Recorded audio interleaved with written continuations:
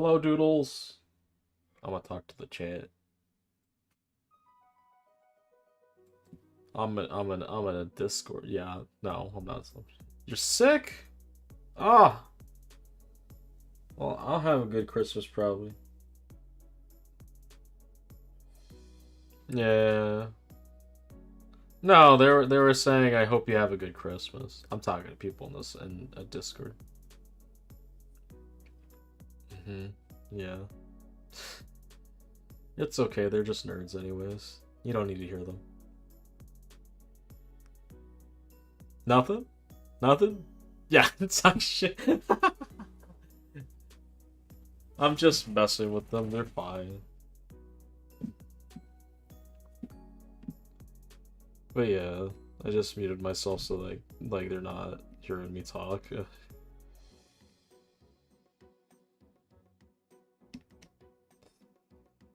I hope you get better.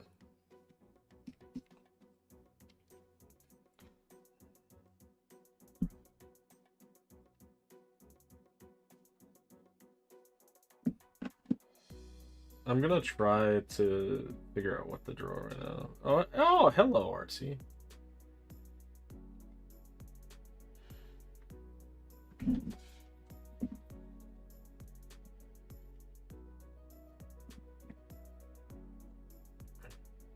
I'm getting bothered by somebody else. I'm doing good. I'm just trying to figure out what to draw. I was drawing figures earlier and I did animate. I don't have the animation on hand right now. But essentially what I was doing was this. I drew like a figure, blah blah. They had their butt, and then like their legs were going back in perspective, and they punched my moose character because it was fun. But yeah, I find with the shape and perspective stuff, more than anything else now is like finding a method to draw the shapes. So like I could do the line method where I draw a line to indicate the gesture and then like draw shapes around it. I think this might end up becoming my best bet for doing this, to be honest.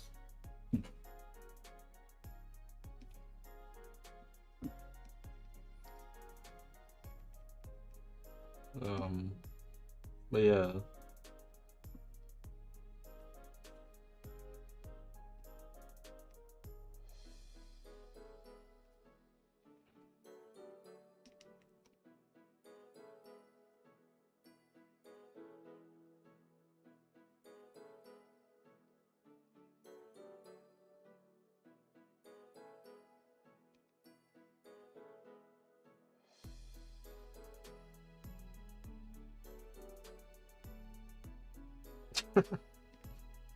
I'm just doing some puffy clothes. I just want to do some weird clothes or something right now.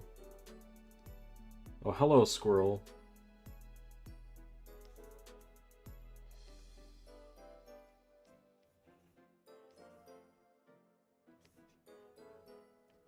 I'd have to, like, draw the legs, though.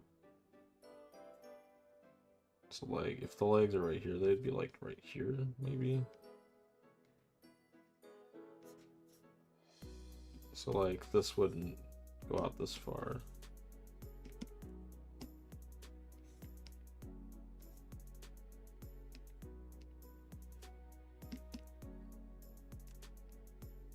There we go. Get some floofy pants.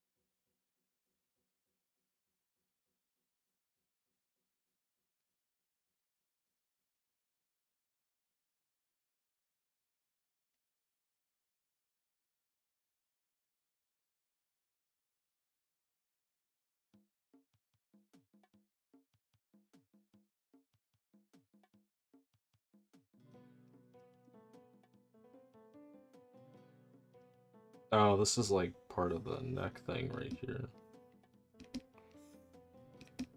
I'm gonna redraw that. So like,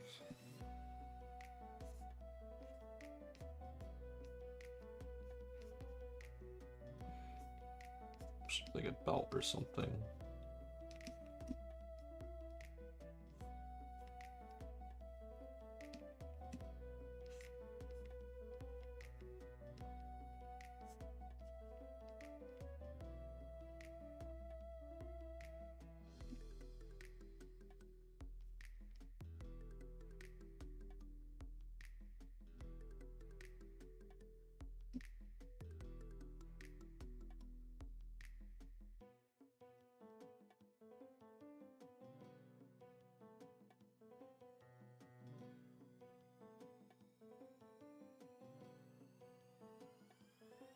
How are you doing, Artsy? You doing good?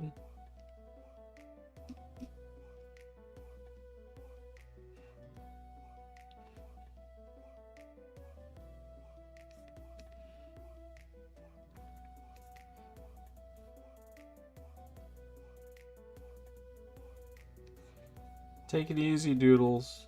I hope you get better.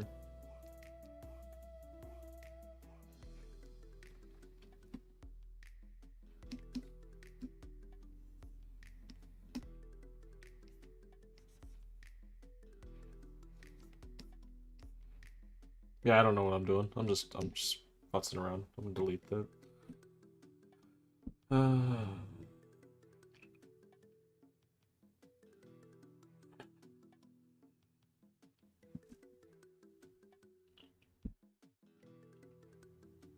I'm actually hungry. It is lunchtime. No, it's not. It's getting closer.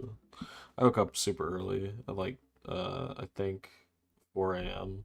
or something is when I started drawing. I think I woke up at 2, which is not ideal, but I got a lot of sleep.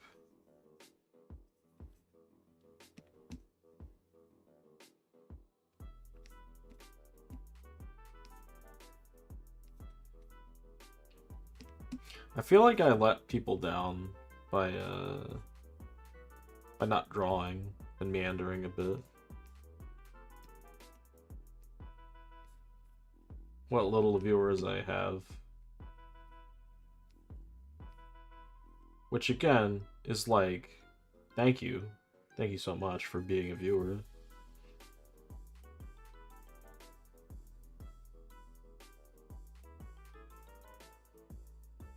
Hello.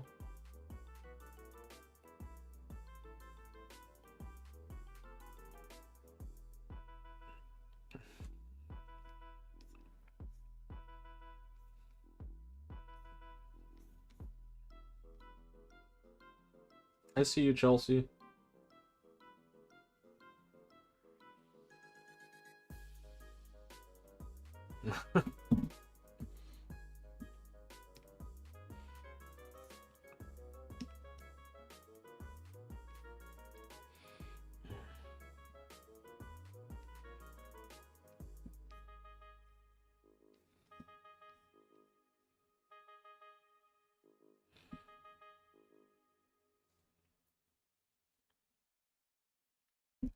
I feel like I should just let loose and draw different types of figures.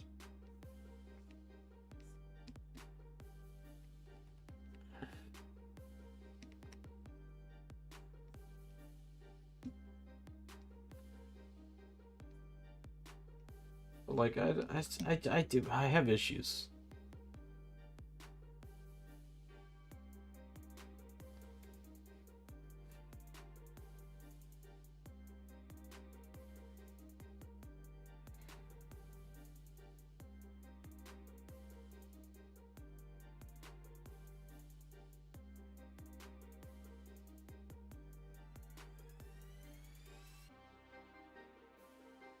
I haven't watched enough Murder Drones, to be honest, Rose.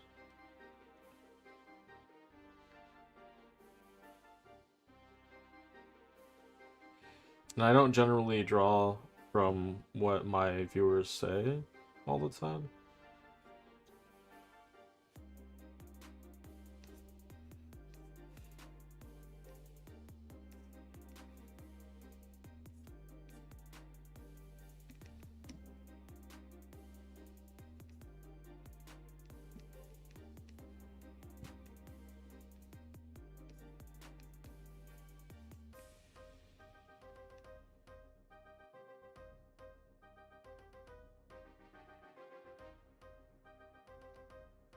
Oh, the delay is really big.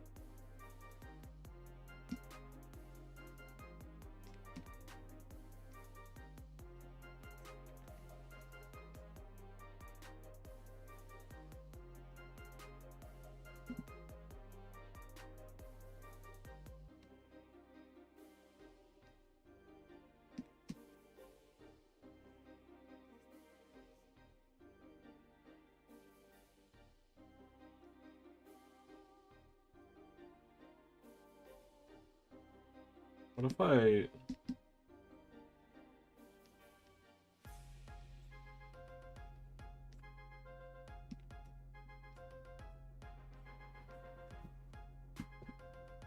Now I'm just playing with shapes.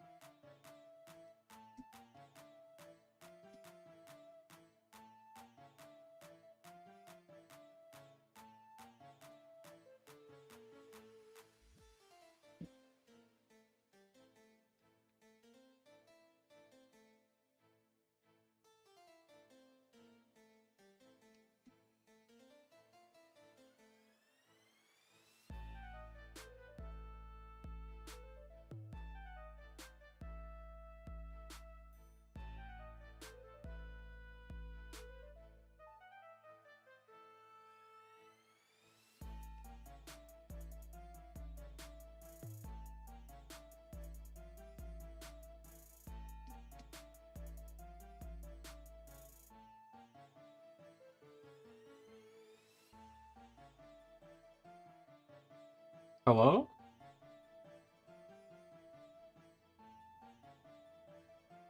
Oh well.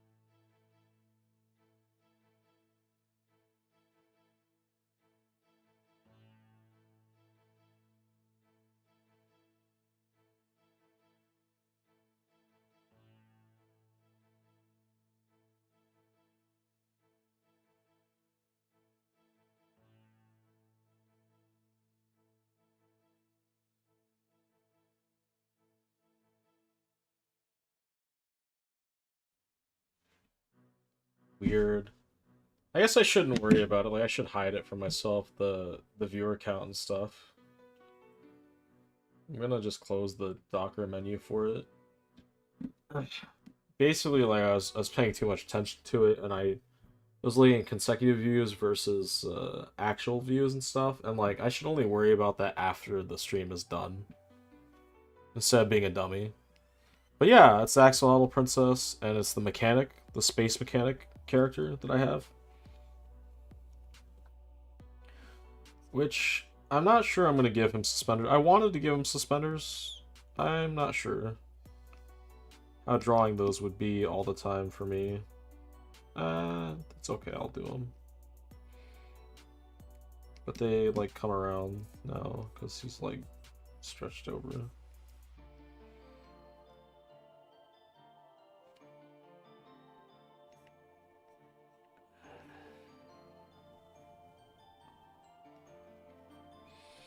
But what I'm doing is really playing with shape. Like, I didn't draw her legs at all. I just drew this. Like, I drew this shape and this. And her arm, obviously. And I was like, that's her body. Okay, no need for legs. Her dress is there. With him, I did something similar. It was just, that's his body. That's it. Okay, let's just go with it. I want to see how far I can take this. So, like...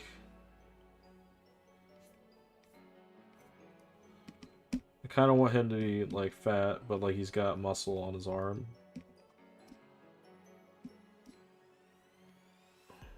So... let's just go with this, too. Like, this.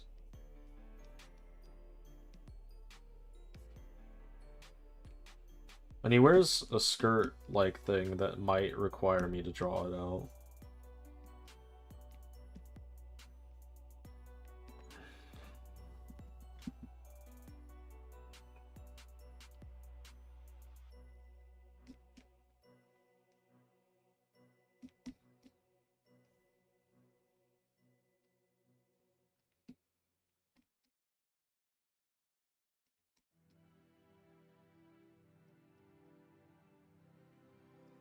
I can actually talk about their characters and personalities a little bit. The Axolotl Princess and the Prince, who I was drawing now, are both like kind-hearted and naive because they're royalty, and they kind of believe that that people are inherently good or don't mean any harm. But the prince is a bit different, where like when because he's a warrior prince, or he's like part of an empire, like that's a warring empire or something. He's kind of more well, only he's only naive to people initially, and when he gets wise to it, he kind of like has the power and strength to stop things because he's so big. At least he was. With this, it looks like I'm drawing him smaller, unless I draw his head tiny.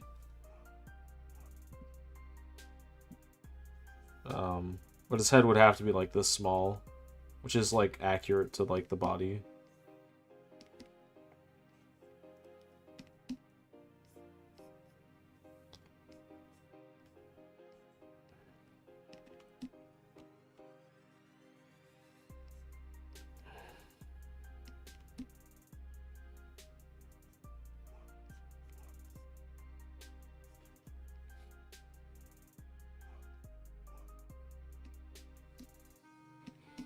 And the princess is naive, but she is too optimistic and kind to where it's detrimental. Where like she'll get the crew into trouble by simply just talking to somebody and like giving them money or giving them something that she shouldn't have, or trusting them too much. I'm talking about the characters' personalities as a whole, because I can divulge that without telling the story, so you can get a sense for how they are.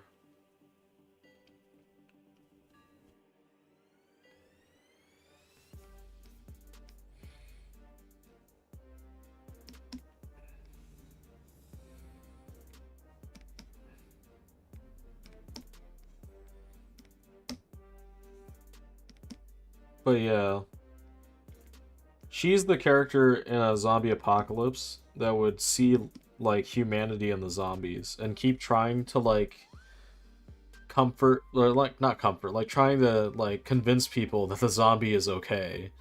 Meanwhile, everybody else around her is like, no, that's a zombie. You should leave it alone. Like, we don't want that around us.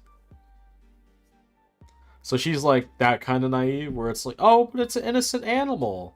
But it killed like 10 people. What do you mean innocent? Right? And it's like, oh. Oh, so she's that naive. Okay, yeah, she is. And this guy up in the corner here is Dario. Like, so I'll give them names. Like, this is Baron. Tila's the princess. Baron is the prince. Dario is the mechanic who is nervous and what was it? Like a pessimist or something. Like he's always seeing that something could go wrong.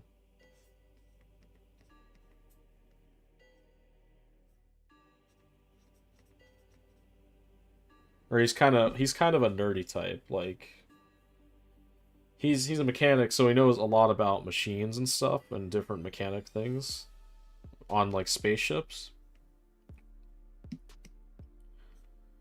But when it comes to dealing with things, he's nervous because he's kind of like just a big nerd or just a big like data guy or like person who like looks at the machinery first. He's not one to like get his hands dirty unless it's to deal with machines, essentially.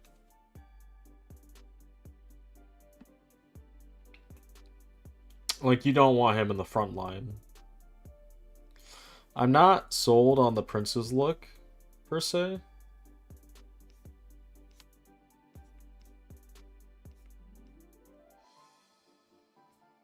But I'm trying to draw him with the shape in mind.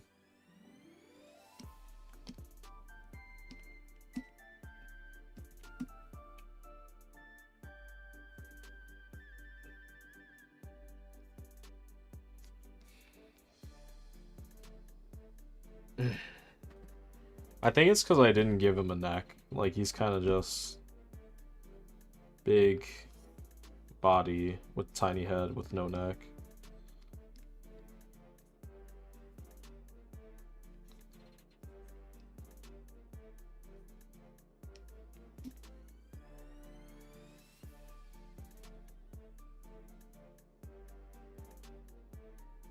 And then there's obviously Becky, who's the bounty hunter, the like pink-haired like twin, what's it called, like character that you've seen me draw on like a million times on my streams now.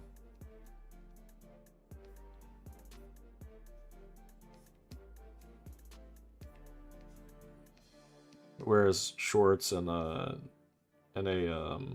vest with a tank top. She's kind of a hothead character and like kind of not the brightest in the tool shed. Because she's like quick to anger, like quick to like judge and stuff.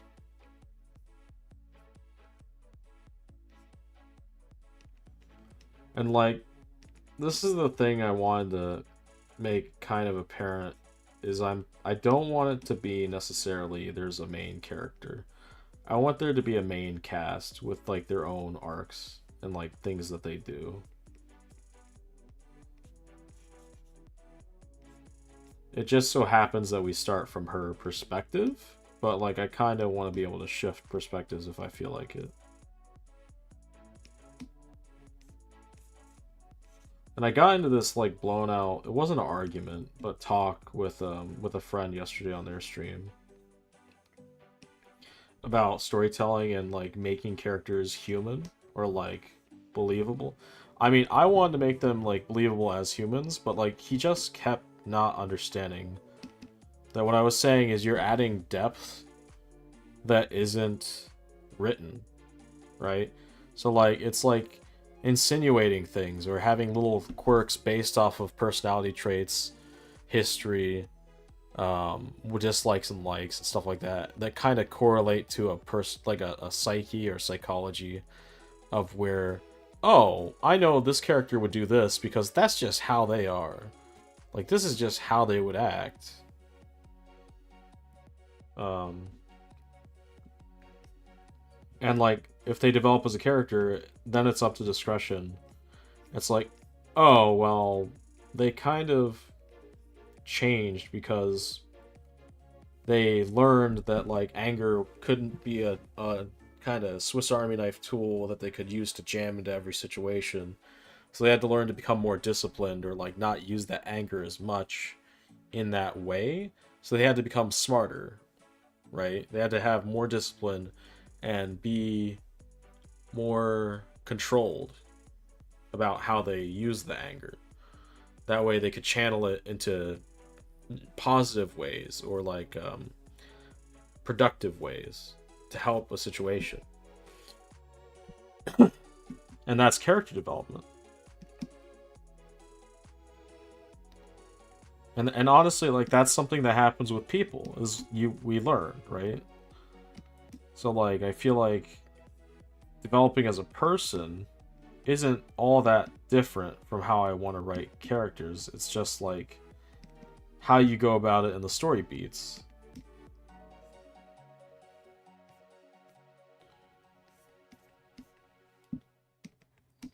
Part of me is still kind of a little bit miffed about them not understanding what I was trying to say, because it was always like this kind of not a fight, not an antagonism or something, but it was always some kind of thing that's, oh, well, that's not human because this. That's not human because that. This isn't there because this.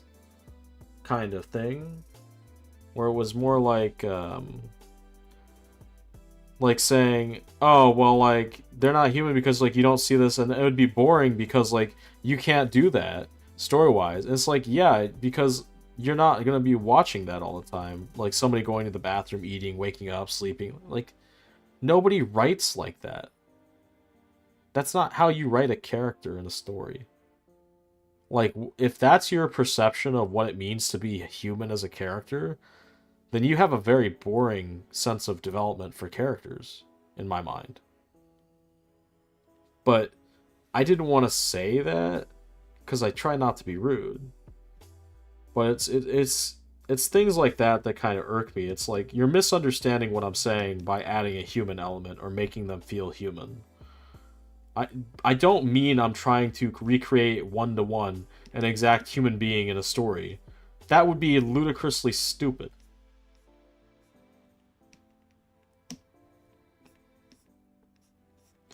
What I mean is, like, by recreating a psychology that a person can have, a believable way that they operate and do things.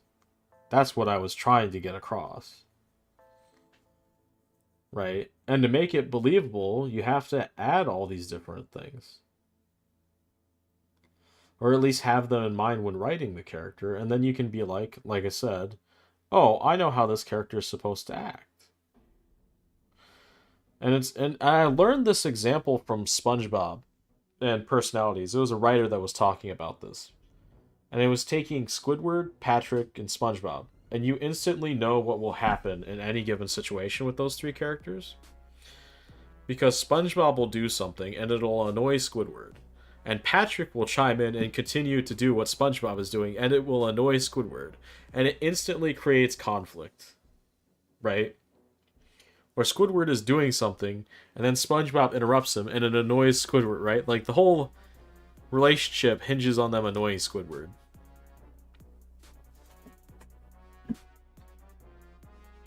Or Squidward is trying to bug them, but that's like a rare thing in SpongeBob, I think. But what it goes down to in my characters is I have it's chemistry, basically. You have chemistry between the characters. So, like, Becky, the bounty hunter, doesn't particularly like Dario because he's constantly whining about things that are out of his control or things that he can't really change. That same difference. So she ends up beating him up or punching him or like choking him out, saying get to the point, because he never gets to the point either. Like, he just stutters, he's nervous, he's a wreck, right? That's the chemistry between those two characters, is that she is more of a dominant, hot-headed, stubborn character that isn't that bright, who gets angered easily and annoyed by people that can't get to the point, right? He, on the other hand, is nervous, but he's thoughtful, he's intelligent, he's a mechanic, so he knows about ships and machines, but he stutters, right? So like they both have like positives and negatives, just based on the personality traits. And basically, Tila, who's the Axel All princess, and Becky, the bounty hunter, how they get along is completely different. Becky sees her as naive, but Tila sees Becky as a kind, like, misunderstood, kind of. Like, she gets the reason why she's angry, but she doesn't necessarily agree with it. Right?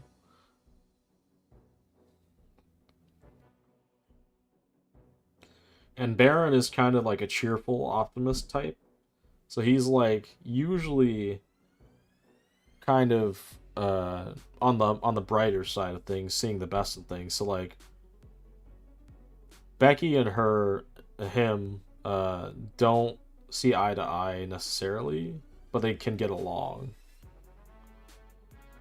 And what I mean by that is like Becky is kind of paranoid in her own way, where she's like she's an orphan, she's a bounty hunter, she hasn't had probably the best upbringing, really. Like if you think about it, right? She's had to deal with mistrust in an entire universe. Um, and she was taken in by other bounty hunters, so like her idea of like dealing with things is through the lens of like being raised by bounty hunters.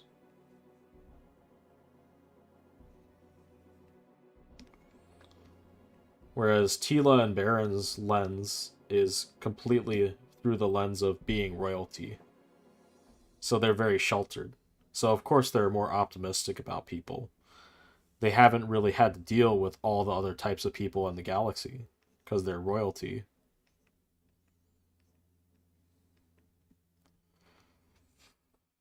And Dario is just a nervous wreck because he's kind of been put down by his own family. So that's another part of story elements that I'm going to introduce later. But yeah. So there's background that influences how the characters act, plus traits that are like core traits that might be coping mechanism due to their history that also influence how they act. Plus the chemistry they have with other characters, because all I believe storytelling is action and reaction, just played out in a written form. That's my opinion. Um, yeah.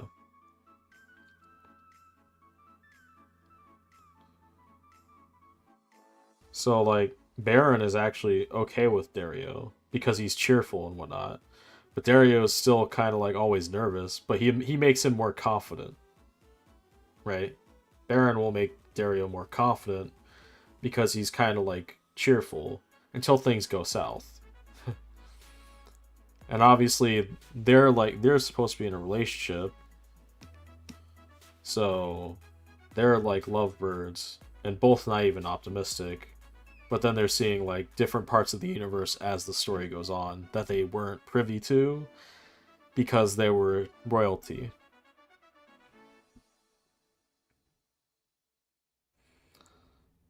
So those are the characters of my story in this batch. I actually have more characters that I have equally as developed now, or like somewhat developed. Like, for instance, my main villain is a narcissist. And this goes back to another thing we were talking about in that stream, my friend Astro's stream, was villains needing to be sympathized with. And I was like, that's a cliche. It's been overdone to me. And he's like, they can, like, if they're not sympathetic or that you don't see the background, and then it's like you don't know the character and it's not written or something. Something happened. But I'm like, you don't have to tell the story of the villain every time. They can be popular just as the villain themselves. And not just that is what I was saying. That kind of irked me when it kept getting brought up. What irked me equally as well was when he said, like, I was basically saying that villains could be irredeemable. Like, they know that they're doing bad and they're choosing to do bad. And he's like, well, that's a psychopath. And I'm like, not necessarily. Right? Or that's mental illness. And like, not like, I didn't have the wherewithal to say this now. I mean, back then, but now I do. That does not mean somebody's a psychopath. That just means that they might be a bad person. Or there's something, like, we did talk about this a little bit. There's something deep down, like, in their past that caused them to act this way. But it does not mean that they're just, like it does, like, you don't have to know the past to see the character is doing bad actions on purpose, is kind of what I was getting at. Like, this idea that every character has to have a past is kind of, to me, personally, and I'm saying this, long and drawn out, and serves no purpose to the story unless it does. I'm just saying, if you introduce a villain that only stays for, like, a couple parts, and, like, they serve no purpose to the main story later on, and you expanded upon their backstory, why do I know about their backstory? Like, why am I supposed to be sympathetic with a villain that isn't a huge part of the story?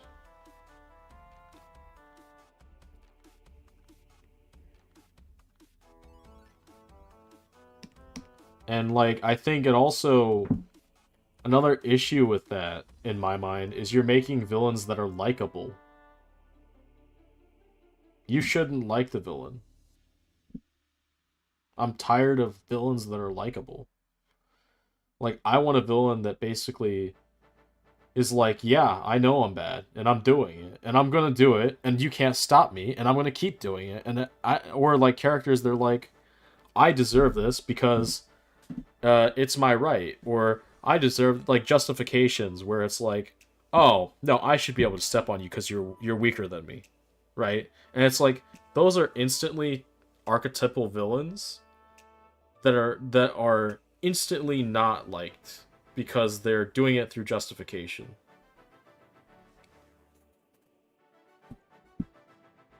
Right. And I think they're better villains because you don't like them. Honestly. Like, I don't think I don't think knowing their backstory and how tragic it is, like, I think that's kind of a bunch of hooey. And if you do, like, if, like, you could do backstory and they could still be irredeemable too. But I don't see that a lot in modern media.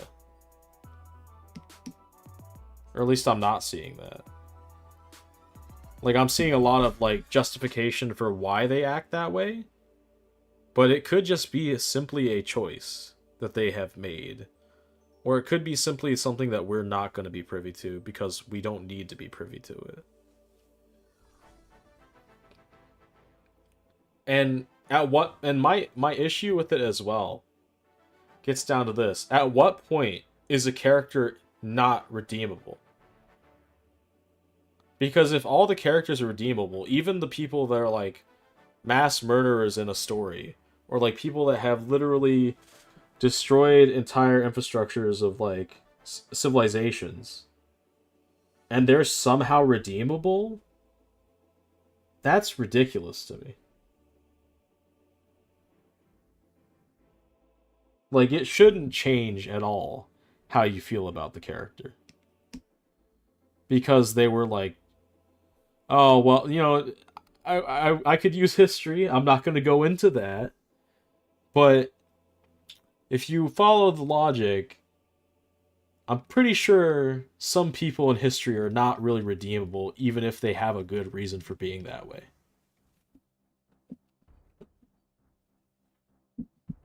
That's why I'm kind of annoyed by the sympathetic villain trope.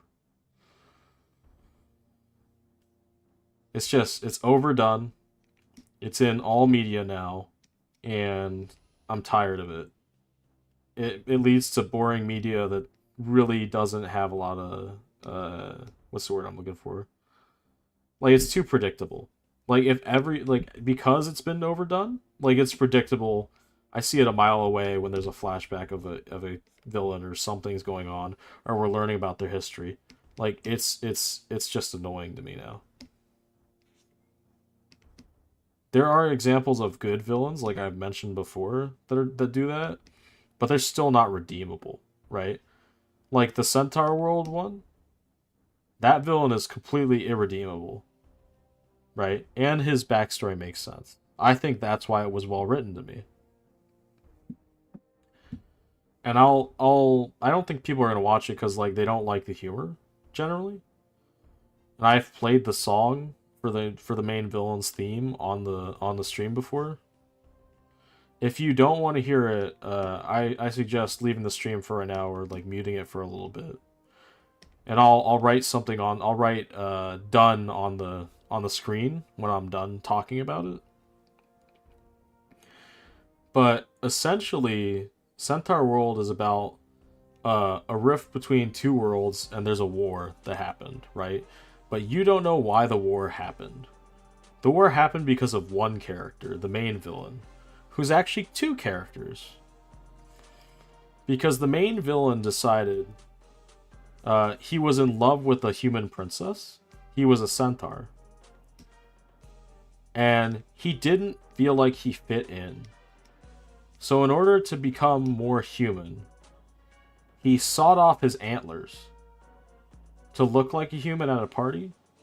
And in order to become more human later on, he took the device that bridged the worlds and tried to split his human half from his beast half, and he succeeded.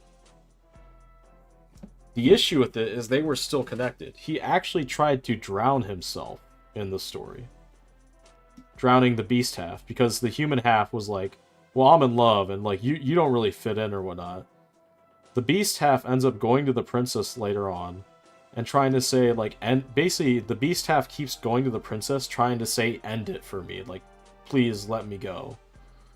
And the beast half doesn't fit in the centaur world, he doesn't fit in the human world, he doesn't fit in anywhere, and he's kind of like a sympathetic villain to some extent, but that's only one part of the same villain, right? He doesn't exist unless the main villain like he doesn't exist unless the main character villain did what he did and split himself in two, right?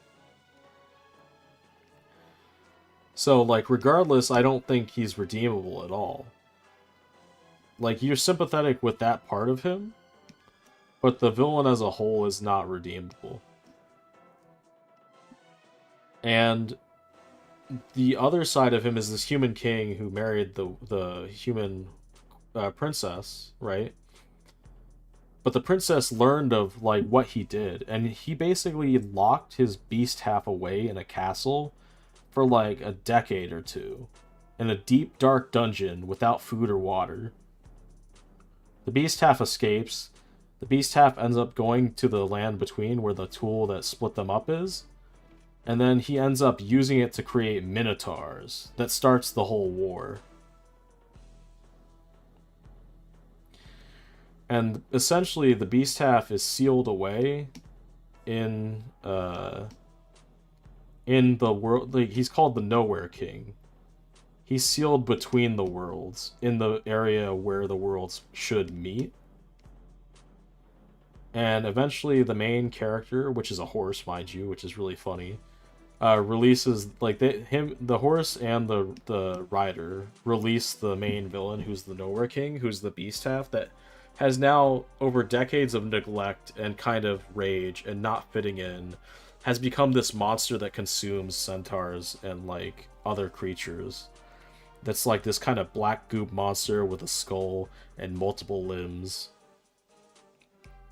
And it's funny when the Nowhere King escapes and then the war happens and they start like going into battle. The human prince character, who's his other half, the human half, basically decides to charge and blah blah blah. He's like, I know how to beat him, and he says his black mirror, like my old friend, in the song. And basically, the the rider, who's one of the main characters, ends up trying to go kill the Nowhere King with a sword, and then she's stabbed in the back by the Human King because they're connected, right? So the beast part, the Nowhere King can't die without the human general dying, essentially, and he knows that. So he's trying to stop them because his whole idea is to cage it up again and leave it in a damp, dark area for thousands of years without anybody knowing. Right? Just chain up the creature, the beast side of himself. And basically, what happens at the end is the princess is like this kind of nomadic character in the Centaur world later on in the story, and she's basically there at the end, and she ends up finding him when he's knocked off a cliff down into the human prince or the human general or whatever. He's knocked off into this kind of ravine area. And then the final song is basically the princess talking about how he spread all this poison and created a war, and she merges them back together, right? And then she finally ends it. Like, that's the ending of the story. And it's like, it gives me chills, like, seeing that kind of writing. And also, it's weird to see that kind of writing in what is kind of a cartoon. That's also why I think I like it. Because it's like, it's all these different things that are very strange, but work together really well and are written really well.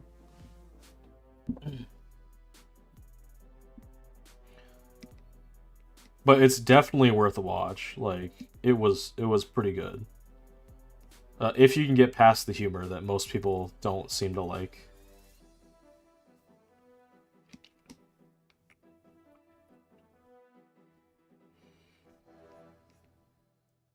But that's my example of a villain that is like not really redeemable at all, because essentially what happened was he basically split himself because he wanted love from a woman, and she said that at the end, by the way, she said, I would have liked you just how you were, and then she said the poison line and like you started a war type stuff, and basically he split himself in half for a woman who he was in love with, who he thought wouldn't like him if he was a centaur, which is tragic, right? But inadvertently, he ended up creating a war with himself that destroyed the entire world, and then also started corrupting another world. Or no, it destroyed an entire world, and uh, created a war in that world. Like in the human world, it was a war with centaurs. And then on top of that, uh, what he did before, which was literally seal himself away for several decades, it just created a whole lot of turmoil, essentially, for everybody. It sealed off the Centaur world from the human world. I actually don't think the Centaur world was that badly hurt. I don't think. I can't remember, though.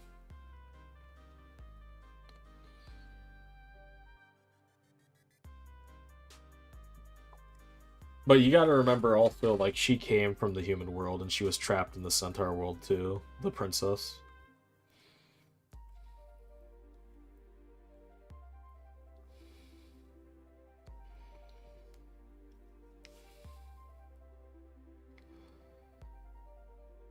So, like, one choice led to him, like, just basically becoming a major villain.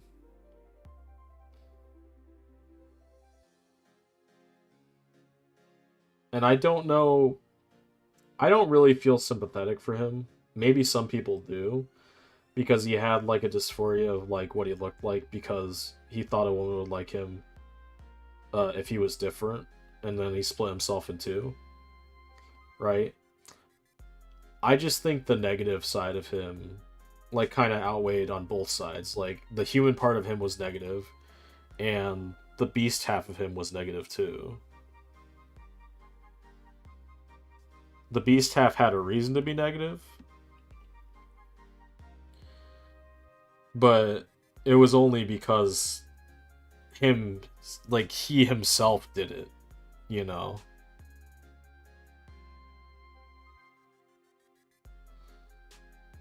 So I don't know how to feel about that. Like I don't know. I don't feel sympathetic though. I feel more sympathetic for the princess that was involved in the whole thing, where she was basically lied to by a prince who was somebody that she liked previously that she didn't know probably, and he basically imprisoned the other version of himself. It escaped. It asked for her to kill it. Then it inadvertently started a war with humans, which